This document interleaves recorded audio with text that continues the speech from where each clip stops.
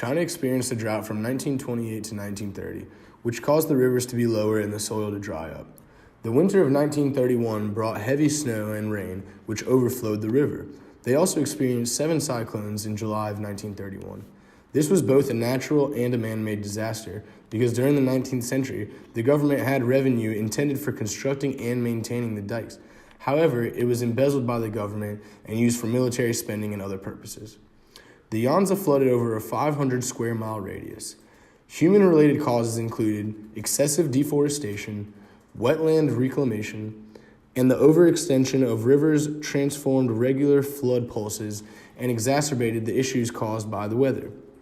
Excessive periods of rainfall combined with these practices are what caused the rivers to overflow. During the second millennium, increased spending on dike networks within the Middle Yangtze Province led to increased agricultural production and flood protection. However, as growth surpassed sustainability, the dike network gave way to flooding and agricultural destruction. The only way excess flooding would stop is by investing more money into the welfare of the dikes. Makes me cringe so hard.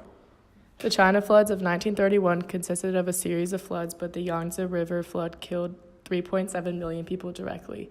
The devastating flood destroyed an area the size of England and half of Scotland and severely affected the lives of approximately 52 million people.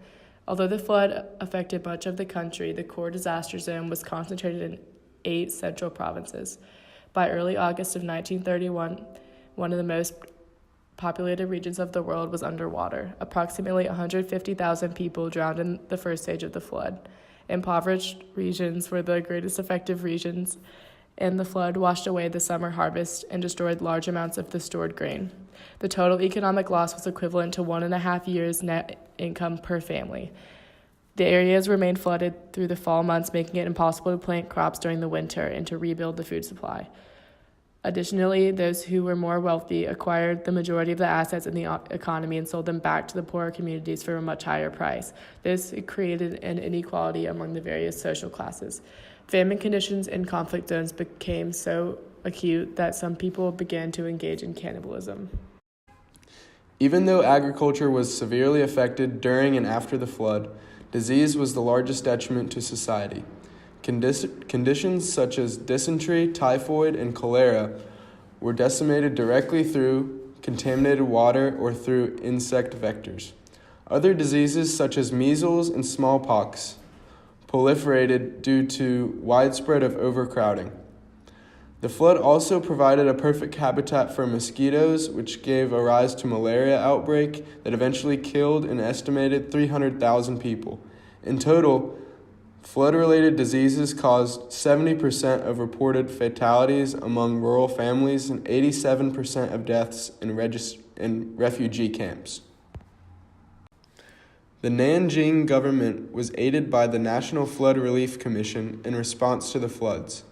It also caused a national and international charitable response through monetary donations to help those affected by the floods.